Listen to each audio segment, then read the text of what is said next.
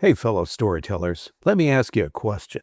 How confident are you that your content actually connects in every market? If you're guessing, it might be time to check out Phrase. Phrase is the industry-leading AI localization platform that helps you deliver content in multiple languages without losing your tone, your message, or your mind. It automates the manual work, slashes review time, and gives you real data on what's working where. Brands like Uber and Zendesk trust Phrase to scale their content across the globe and get it right every time. If you're serious about reaching more people and driving better results internationally, head over to phrase.com/MPN and take a look. That's phrase.com/MPN. Are you tired of juggling multiple software tools to manage your agency? Say hello to Deltek Workbook, the ultimate solution for marketing and communication agencies. With Workbook, you can streamline your projects, resources, and finances all in one place. Imagine real-time dashboards and reports giving you full visibility into your projects, people, and financials. Plan your team's capacity weeks in advance to avoid bottlenecks while staying on budget to maximize project margins. Plus, Workbook works perfectly for both agencies and in-house marketing teams looking to boost efficiency and profitability. And here's the best part. At PCI, we're a certified Deltek partner and reseller offering expert implementation, integrations, and ongoing support to ensure your success. Want to see how Deltek Workbook can transform your operations? For a free consultation, visit pci.us/podcast today. That's pci.us/podcast.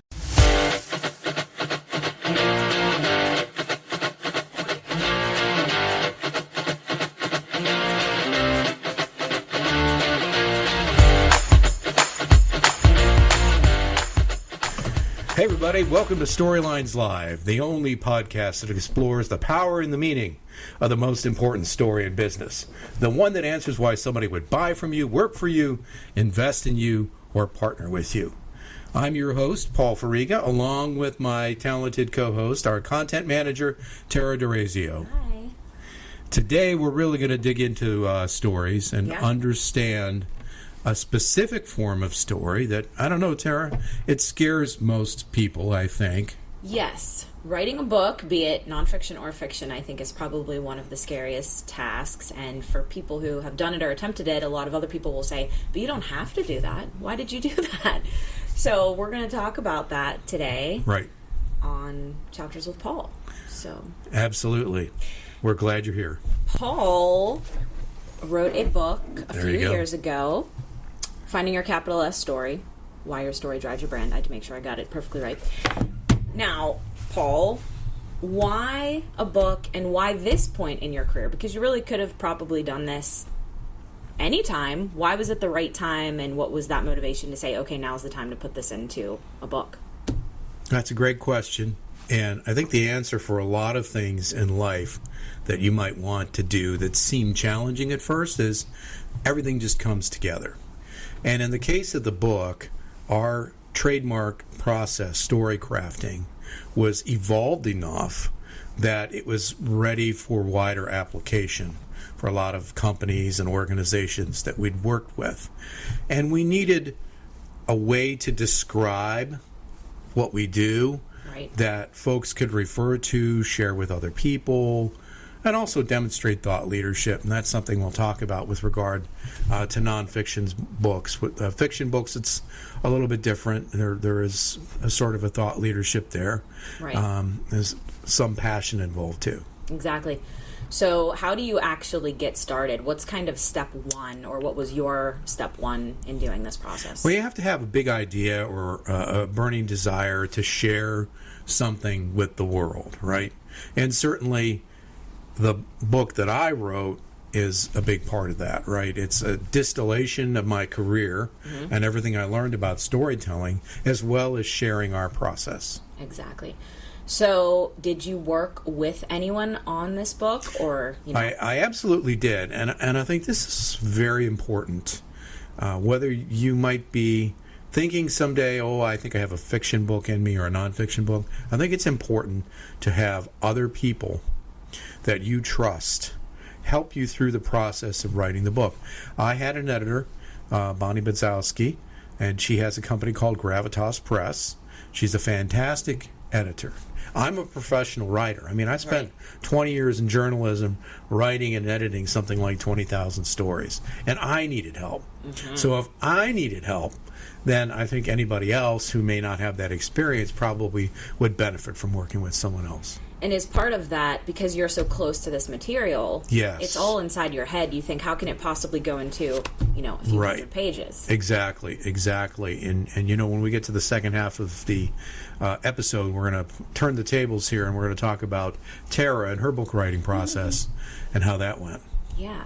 So you start working with her. You know what you want in here. Did you outline? Did you know your chapters? Tell me your process of kind of how you knew what you wanted in there, because you can't put everything, but it has to be enough. So how did you kind of determine what's important? What do I do? How do I outline this? So let me share some guidelines with our audience about a business book. A business book that has heft, and mine has some degree of heft. I was trying to get to a certain size of a book, Tara. 50,000 words and about 200 pages. Results in a book like Finding Your Capital S Story. Typically, 10 chapters is a good number of chapters for a business book. Most thought leaders can sit down and make an outline of 10 important things that they've learned over the course of their career. Right. And then you put an introduction on there. On a business book, at the back end, you'll have how to contact us and maybe some tools or whatever. And pretty soon you see that the task of writing a book becomes a little bit less daunting. Right. Now, as far as writing process, some people prefer I need to be in a room and no one can bother me. Some people like to write in chunks. Some people prefer morning, evening. What was your routine, or did you not have one at all? Well, I did. Maybe, and I know writers who don't. Yeah. The best writers, and Stephen King has written a fantastic book on writing, and he has a process. And he's probably the best-selling author in the world. And if he has a process, we probably should, right? This is so different from other things that we do in the day-to-day as human beings, unless you are Stephen King, and that's all you do is write books, right? So I had a process, and I wrote once a week, usually on Saturday mornings. To get things started, I actually did take a trip by myself for several days. I went to an island in Lake Erie. Nice. At a B&B. It was just me, really back on the internet and cell phone stuff. And that allowed me to get down on paper the outline and a lot of the initial chapters, many of which changed significantly by the time of the final book. But it got my thoughts on paper. And what was the process all told? How long did it take you from really beginning to finished product? Well, if you read the popular media, there's always some famous author that they're discovering a half-finished manuscript, right? So I mention that because whether you're writing nonfiction or fiction, it can take some time to write a book. Nobody that I'm aware of, and I've made a study of this, sits down and writes a book front to back in, a month or 2 months or 3 months. I know there are unicorn stories of that happening. But generally speaking, writing is a process, and there is writing, and then there is editing and rewriting and sharing it with friends and getting feedback. And I think this is true for fiction as well as nonfiction. Now, in my case, it took 6 years. I think that might be a little long. The reason is, folks, you all know what we do at WordWrite. So if you're busy all day long writing everybody else's stories, to come home at night or on Saturday morning and say, okay, now it's time to work on my stuff, sometimes can be a little bit of a roadblock. Exactly. And an interesting thing you said, which I think is fiction or nonfiction, is the story really does change as you're in the process. It does. Was there any big shifts in here or anything that you didn't see coming that really ended up being a big part of the book? What a great question. And yes, writing a business book is different than writing the passion story of a novel. And again, we'll talk about that in a few minutes. A business book is the most excellent marketing tool because it has the longest shelf life. Really. It has a long shelf life. Yeah, exactly. And you can update this book. You can Absolutely. add additions. You can do Yes. a second chapter, Yes. or a Second edition, book. yeah. Second edition. And which I'm going to be doing, as Tara and I have talked about. This book came out during COVID, and there's this thing called AI that a lot of people are using for storytelling. Yeah. And I've actually used AI to help me figure out what's missing from the book about AI. So I will be adding in the second edition Great. So some things stay about tuned AI. for that. Stay tuned. So anyone that's a business owner, entrepreneur, someone who's been doing the same thing for a long time, who thinks I could write a book on this, Yes. what is your advice to them, and what do you think is really the main benefit of having a book out there? Two things. One, get started. If you think you have a book, you're not going to know if you do unless you try it. Right. It's like anything else in life. When our kids were small, we would say to our girls, "It is okay to say you don't like something, but you have to try it first." Yeah. And a book is, look, some people probably were like 50,000 words. Holy crap, I can't do that. Yeah. Yes, you can. Yeah. It's like the thing they say about an elephant. You eat it one bite at a time, right? Exactly. So before we talk about fiction, if you want to find Paul's book, you can find it on Amazon. We will link it in the show notes. If you order a copy, or maybe if you come in the office, Paul will even sign it for you. Absolutely. So definitely that. We're going to take a short break. When we come back, we're going to talk about fiction versus nonfiction, differences, similarities, and how Paul and I both are interested in writing in that way.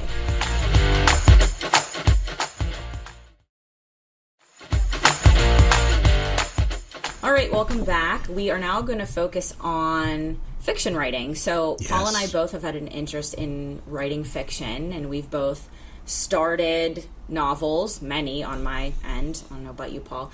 So what about fiction is enticing to you, and was it something...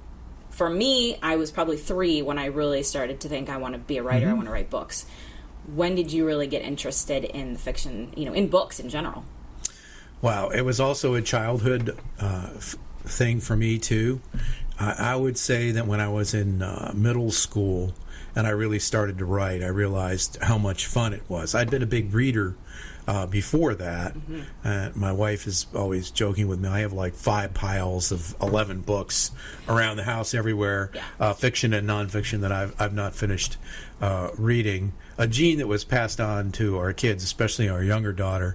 She's the only kid I've ever known who go to the library on a Saturday and get 7 books, and by Thursday they were all read. Yes. And she was begging to go back to the library. So yeah, it started early. How about you? Exactly the same. Where I grew up, about a block away, was a library, and we were there. It was also a park, and we were there all the time. My mom always had us there. My mom was an avid reader, my grandmother as well. And I just thought the library was this magic place where I could open this book and then I'm in any world I want to be in. And that is still true to this day, no matter what I'm reading. That's actually an interesting thing that I just thought of. So when you're reading a book, and I've talked to people about this, do you see the story kind of playing out? Are you picturing characters? Are you seeing it like a movie? What's your, when everyone's reading, they're doing things in a different way. Some people say, no, I just kind of read it. I don't really picture it. How is it for you when you're reading a book? It is exactly that immersive experience. Yeah. And I think that's one of the great things about a book, especially fiction. There's been a lot of research done on developing intelligence and maintaining brain health throughout our lifespans. And one of the things that researchers are discovering is this process that you just described, Tara, that this is helpful in expanding individual creativity, which, back to your earlier question, I think the reason why writers want to write fiction is because it's an ultimate expression of creativity. Certainly there's a lot of creativity involved in writing a nonfiction book, Right. but you're able, in fiction, to create your own worlds. Anything you want. Worlds that don't exist. Worlds That's right. that only you create. One of the hardest parts about writing fiction is writing different characters because, Yes. we are who we are, and we need to become the brains of 5, 10, 15 different people. When you're developing characters, which really goes back to storytelling, how do you get inside the minds of others to help them tell their story within the novel? I think, Tara, a lot of people look at authors as being creators of content, spewing out characters and ideas. I think it starts with listening and observing. For me, identifying potential characters is based upon meeting people, And famous authors will write fiction books, and critics will say, well, this is based on their life experience, and this character is actually their mother, right, or their ex-wife or ex-husband or whatever. Yeah. And sometimes actually it is true that you will base characters on people from real life. Exactly. But part of the enjoyment from it, I don't know, I'd be interested in your thoughts, comes from tweaking things. Oh yeah, and what I've done in characters is kind of pulled little things I love about people, be it phrases they say or quirks they have. Right. One of my friends, she refuses to use bowls. She'll only eat oatmeal out of a cup, and I just think that's a funny quirk, and I've put it into characters, like things like that are just these little humanizing things. Yes. That really make you want to just like that person, know that person. So, in writing fiction, again, outlining is important. Me personally, when I started, and I've finished one novel, started many others, probably a half a dozen others. The only one I completed was the one that I outlined. So how are you with that outlining process? Because, I am kind of like a dig right in, I have too many ideas, and then you kind of get lost in the middle. So it's interesting. In terms of character development, I think it's a good process for me, and it might be for others, that when you meet people where you see things or you make observations, to take notes. And I certainly use my phone for that. I mean, there are famous authors today, fiction writers, who are still writing on yellow legal pads. So I'm not going to drop any names right now off the top of my head, but there's a whole spectrum of ways that you can do this. Yes, to bring a story arc to life, and this is true in our work for clients, you need to have an idea of the beginning, the middle, and the end, right? Yeah. And that requires an outline. Now, Tara, as you said earlier in this episode, that can change over time. Oh, yeah. Where you thought the story was going to end can go in a different place. Like, for instance, the novel that you finished. Mm-hmm. Did it turn out the way you thought it would at the beginning? Not at all. And I didn't even know I was writing. I ended up writing a young adult novel, which I didn't even know I was writing that. I thought maybe it was going to be geared towards an older audience. So it's funny how sometimes things just work out that way. Mm-hmm. Now, what novels have you started, finished, and what's the genres of those? Oh, wow. So I have 3 in process. I have one that's outlined and started. And the working title is in lieu of flowers. Okay. And the concept is, when you see obituaries online, or they used to be in the newspaper, the last thing they would say is, give contributions to whatever, this organization, and God forbid the person had cancer or whatever. And that line, in lieu of flowers. Yeah. So what it is, it'll be semi-autobiographical. It'll be set in the 80s. Nice. And the idea is that the protagonist is a newspaper reporter who keeps getting, there used to be this thing called cassette tapes, everybody. And he gets cassette tapes in the mail that tell him to go to different people's funerals. Oh, okay. And in lieu of flowers, he's to give the family and the survivors money, or make a wish come true for them, since they've lost their loved one. Yeah, and it is outlined. That's great. And there's a twist at the end. That's good. You gotta have a twist. Yeah. And I think what you said also there is, part autobiographical, because we all know write what you know. So if you've had experience in things, and this is the great thing about being writers, we get to experience a lot in our day jobs. We get to learn about a lot of different organizations, different companies. We have all this kind of random knowledge inside our head. So it does help us write characters. And anyone out there looking to write a book in your own profession, in your own life, you know a lot. You have a lot in there. Research is important. Such a great point. But, you already know a lot, or you have friends that do the thing that your character is going to do. So talk to people, interview people. I know for me, I ended up taking a writing masterclass, a novel writing masterclass. It was a 6-week course. Barbara Kyle, an author, is the woman who runs it. Wow. I'll link that in there. It's amazing. And it was really fantastic. It was a group, and I just learned so much. She takes you out of everything so that you can really look at, okay, it's great you want to do this, but here's really the steps you need to take. Here's what you really need to do. And it's that accountability, I think, is huge. So for your fiction writing, did you take, do any development, or what's kind of what do you look to as far as advice on actually finishing it and, taking next steps? So I am a big reader and not only of the books themselves, but of what authors do. And I've tried to incorporate that in what I'm doing. Every person is different in my personal circumstances. My kids are grown now, they're married, so I have more time now. Tara, you still have two guys at home. I can better arrange my schedule to dig in more to this sort of thing. Right. And that gives me the opportunity to do more in different kinds of research, online things, talk to people. Yeah. I know that when I finished my book, and after editing and everything, I started giving it to beta readers. So I had 10 or 15 and I tried to pick people in my life who were very different. So people who aren't readers, people who would say, well, I only read science fiction novels, I wouldn't read this, and really got feedback from a lot of people, which was a huge help for me. Is that something that you've done or would do with your books? Yes. That younger daughter that I described, Elizabeth is her name. She's a fine writer, probably 10 times the writer I am, I have to say. And this is somebody who throughout her schooling won awards for writing. The University of Pittsburgh has a fantastic writing program here in Pittsburgh. She went to the Young Writers Institute every summer, won every award you could possibly think of, and we have been over the years writing partners, and that accountability is a nice way to get started.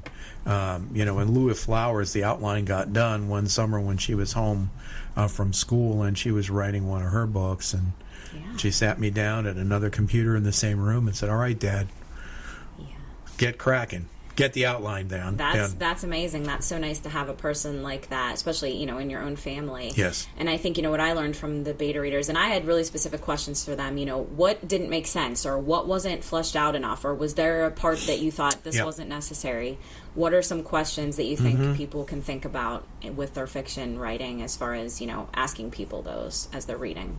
Yeah, those are all great ideas. And it's, there's this view, Tara, that writing is like this thing that people do in a garret in a house, in an old house, Victorian mansion, right? And the door's always closed, and nobody knows what goes on in there.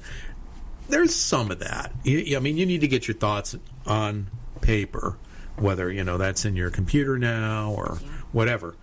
But there's really a lot of collaborative work that needs to go on here. There are people who write books and they don't care if anybody reads them, and they just want to get the book out of them. But generally speaking, kind of like any other creative endeavor, part of the enjoyment for the author is having other people enjoy your work, right? That you've created something that other people like. So what you described is critically important. Right. So, after someone completes a novel, I know when I completed mine, I actually went to the querying phase, which if anyone has done that, you're looking for agents that might want to represent your book. You're putting in, you're having to take your now big book and put it into this tiny little, pitch. We do this kind of work, how do we take all this information and find the nugget of information that's really going to pull people in?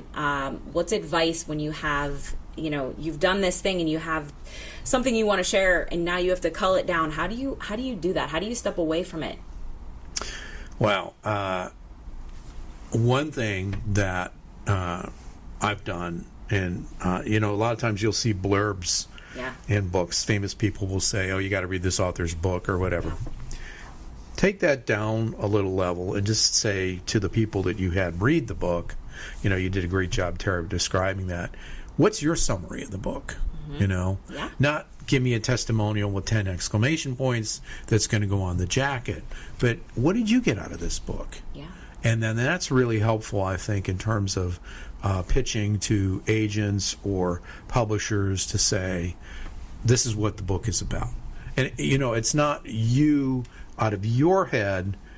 Again, you said at the beginning of the episode, Tara, sometimes writers, we can't see the forest for the trees, right?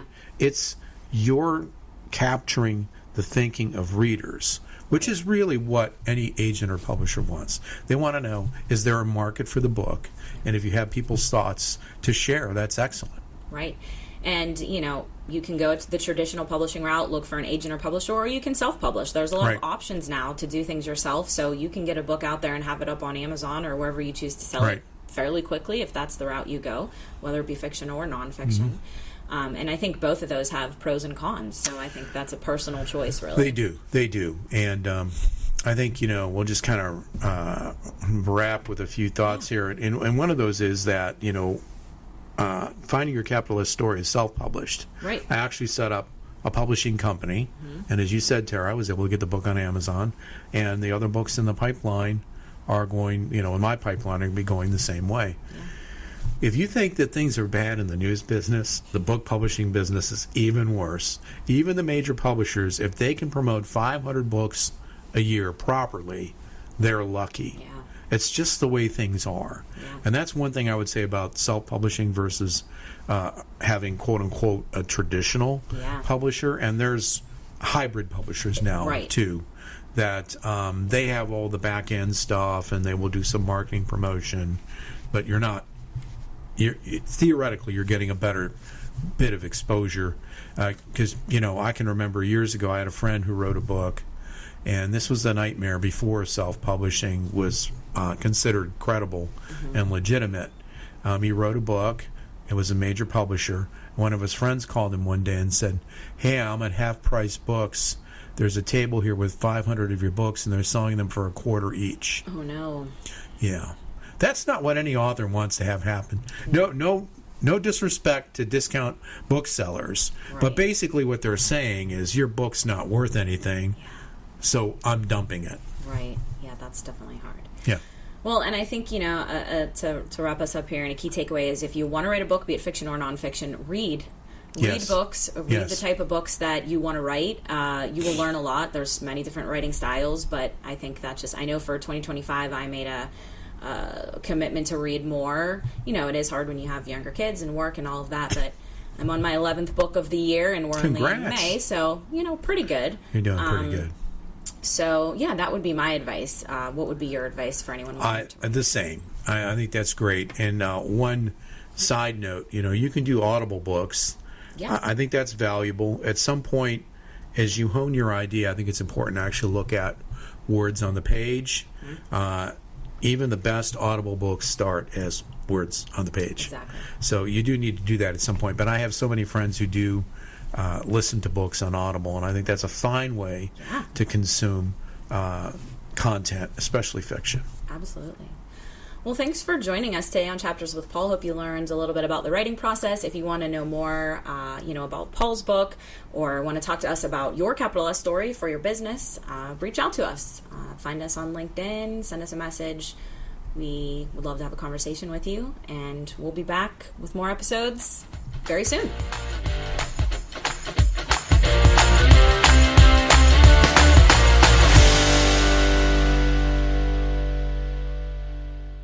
You may know you're listening to this show along the Marketing Podcast Network, but did you know there are other great shows on MPN to help your business? Robbie Samuels hosts the On the Schmooze podcast. Robbie, tell listeners what to expect from the show. Since 2015, I've interviewed entrepreneurs who overcame challenges to achieve success in their field or industry. Tune in to On the Schmooze to listen as I ask deep questions to elicit untold stories about leadership and networking. And where can people subscribe? Find the show at ontheschmooze.com or on marketingpodcast.net, or just search for it wherever you get your podcasts. You heard them. Go subscribe. This podcast is heard along the Marketing Podcast Network. For more great marketing podcasts, visit marketingpodcasts.net.